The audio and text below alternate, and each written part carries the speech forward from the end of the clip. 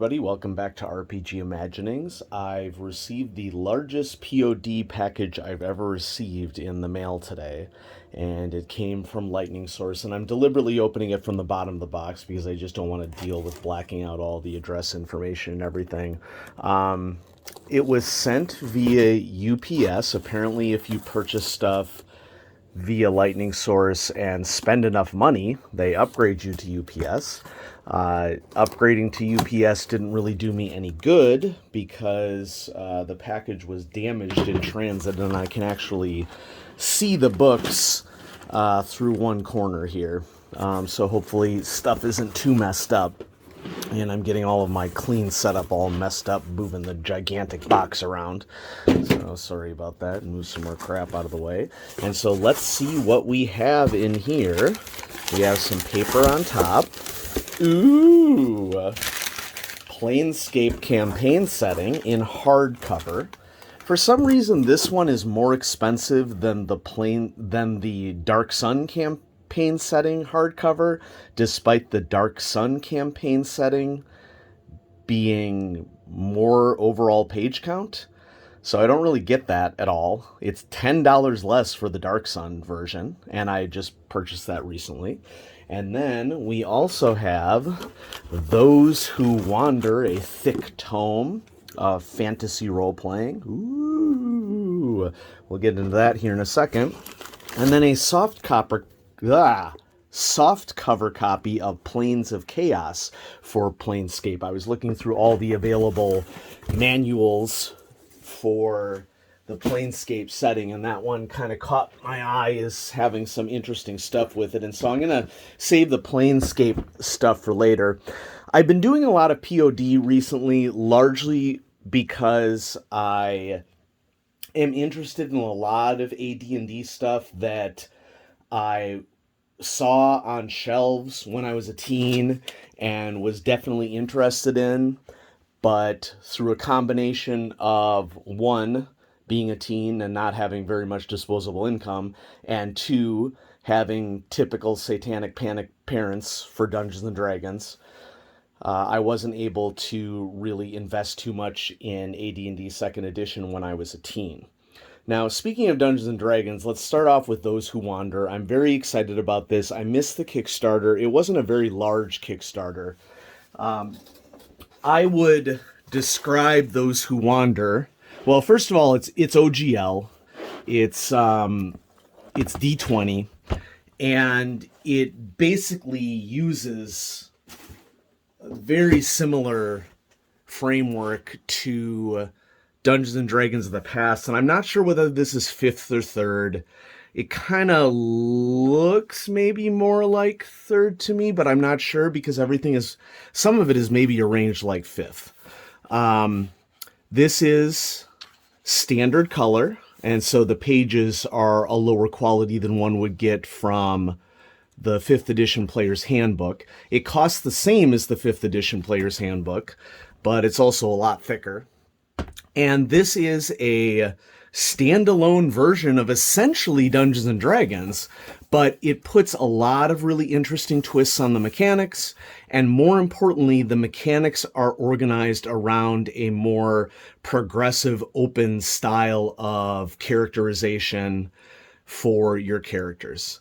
And so there are very open rules for parentage, for background, for heirlooms. And it is also organized around steps that are a lot more, I would say, fluid in terms of choices than what has always been presented in Dungeons & Dragons. If I end up liking Those Who Wander is probably going to permanently mechanically replace Dungeons & Dragons for me for high fantasy role-playing. Dungeons & Dragons, let's be honest, is written for a mass audience.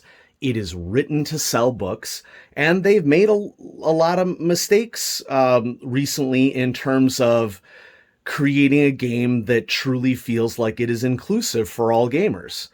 And it isn't just the Ravenloft debacle of having no foresight whatsoever in some problematic issues with the Ravenloft setting of the past.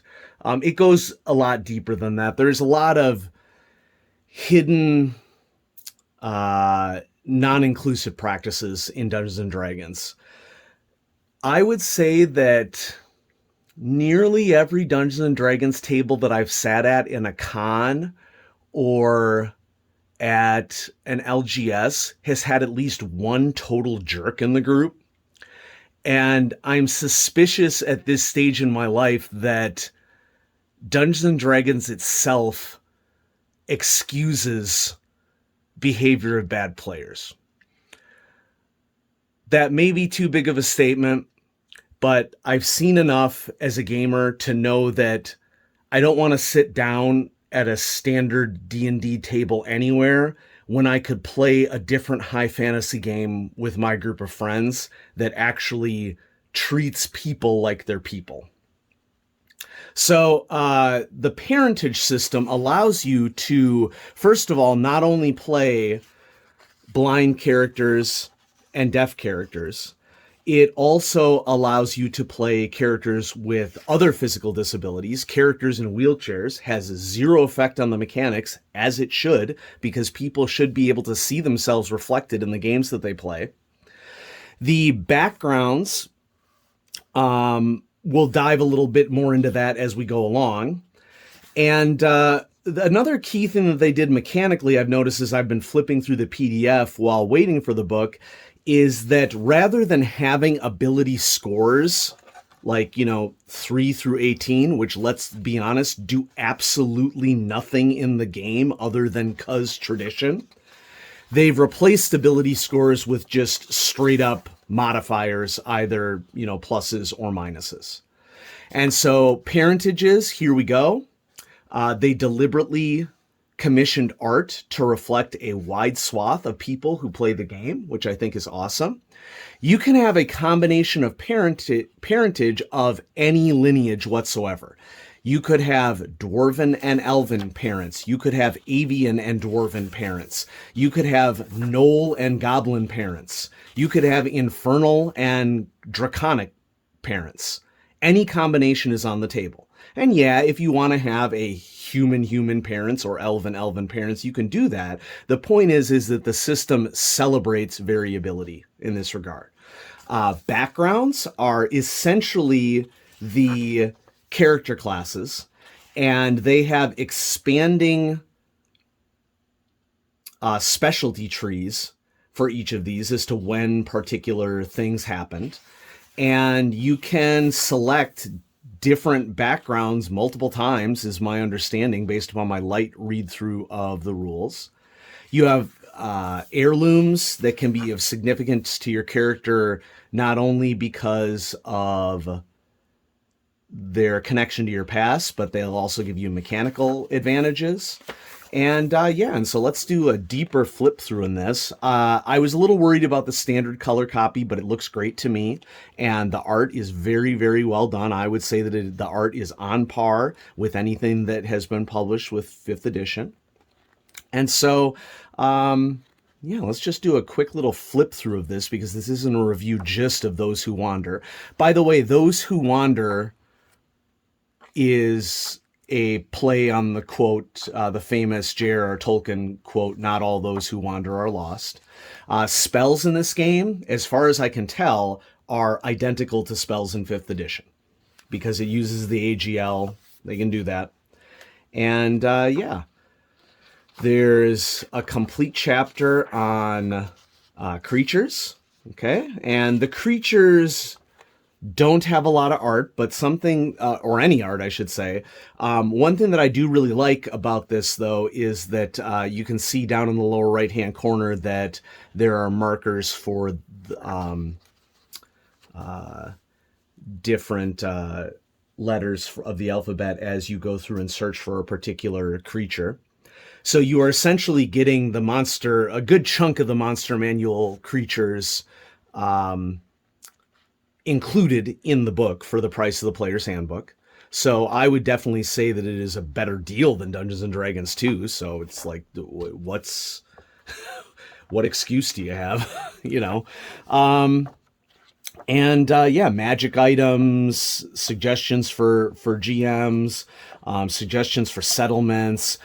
I'm really glad that I got this. I'm really looking forward to dive into it. And if I end up really liking it, the mechanics part of it for sure is probably going to replace D&D in my life. Of course, anything that a game company publishes that has interesting lore or interesting setting information, I'm into. And so it's not like I'm not going to buy another D&D book ever again. But in terms of playing a system that I think is at this point completely and utterly antiquated and corporate, I would just rather find a game that is more progressive and more inclusive, and Those Who Wander may finally be it for me. And I'm very excited about that prospect. Now, next, set this to the side. And as I mentioned, I'm very interested in AD&D settings of the past. Not pictured here, as I recently got a POD copy of the Dark Sun campaign setting on Bud from Bud's RPG Reviews recommendation, and I am thoroughly enjoying it. I'm enjoying the art, I'm enjoying the concept behind it, and the world that was created, and the challenge. And I don't have the Psionics handbook, which is something that I will probably have to pick up in order to understand the true intention of the setting. Here's the Planescape campaign setting. And honestly, folks, had I not gotten into Call of Cthulhu and played Call of Cthulhu, I probably never would have gotten into Planescape. And it is the dream cycle and the multiverse nature, possibilities of portals and different dimensions of Call of Cthulhu that got me thinking about different dimensions in Dungeons and Dragons and different planes that characters can go to. And I see a lot of parallels in terms of narrative purpose between exploring other worlds in a game like Call of Cthulhu and exploring other worlds like Planescape and the different planes in Advanced Dungeons and Dragons. This book in particular, and remember, this was originally a box set. This is I believe it is a scanned version of the box set, and it looks good. The art is fantastic and very different from what the art was like in AD&D proper at the time. And so this book is a combination of several booklets or posters that came in the campaign setting box and sets up all the worlds of the planes, well, at least the base planes when the game was first released. And we can see the TSR logo as we are flipping through. And just all sorts of different places and cultures and weirdnesses for players to explore. I mean, this art in particular just reminds me of like the Dark Crystal, and that had its own unique art style. And this is a very unique art style, I would say, for AD&D, based upon what was popular at the time in the 80s and 90s. And so, yeah. Cool. There is a little bit of full color art in here as well. And then there's just a lot of information about how the planes are connected to each other with maps. And that's part of the reason why I got, there were some really interesting maps in this. That's why I got the next book that I'll showcase here, because I'm interested in delving deeper into this and learning more about individual planes. Because for me, as a role player and as a game master, what is most interesting to me right now is setting information and story ideas that I could port into any game. So this book is a campaign expansion. I believe that there were 3 of these, and I don't remember their exact names, but there was one for chaos, there was one for goodness, there was one for neutral. And so Planes of Chaos looked to be the most interesting to me because it included planes that many of them I have heard of before in D&D lore. And so I've constantly seen references to the Abyss and Limbo and Pandemonium in various AD&D supplements. And so I picked this one out of all the choices that I have, because I definitely wanted to get the Planescape hardcover book that includes the box set, and that was pretty expensive. This is the most money I've spent on a POD order ever. And the reason why I had this money, because people don't just have money lying around, is that I have participated in a vaccine booster study here in the Midwest. And so I have received a booster of either vanilla COVID, the Delta variant or a combination of vanilla COVID and the Delta variant antigens, and they're basically going to be drawing my blood for the next year. And every time I go in there, I get $100. So that's, a lot of gaming money. So I was able to, drop $114 on a POD order because of that. And this is me basically building an AD&D second edition collection that I wish that I've had all along. And so I'm very excited. I mean, there's so much material here. I'm going to be flipping through this forever. So here's the travelogue. One of these books is usually intended for the DM, and one of these books is usually intended for the players. And I'm not exactly sure which is which on first inspection here, but I sort of like the idea that there's something that you can hand out to players that gives them basic lore information for a particular set of planes, and that you don't need to worry about it spoiling anything. And so I do think that this setting was pretty well designed in that regard too. So fantastic art, interesting setting, well designed, and I'm really looking forward to diving into it. And so thanks everybody for watching this episode of RPG Imaginings. We have a con happening Labor Day this weekend. It is our non-conventional game convention, which is the little con that my friends and I from all across the United States put on together, and us 5 get together and game because we literally don't have any patience for sitting at con tables that aren't worth our time and the distance traveled. And don't get me wrong, I've sat at many fun con tables, okay? But I would say about a third of every con table that I've sat at, and this is true for the rest of my friend group as well, has just had horrid people that are not fun to game with. And we've been to many, many, many cons. So we made the decision a couple years ago, long before quarantine. I think our first non-conventional game convention was in 2016, I want to say, 2015. And the idea behind it is that we're adults, we have adult money, we do not have to put up with gaming with people who make our gaming experience not nice, okay? And I'm really not trying to target individuals or knock people in the hobby generally or anything like that, but it's like we don't have to game with jerks, so we don't, okay? And our gaming has been a lot more meditative and happy as a result of that. And, I have my own personal wonderful group that I game with for Call of Cthulhu, and I'm super lucky to have them.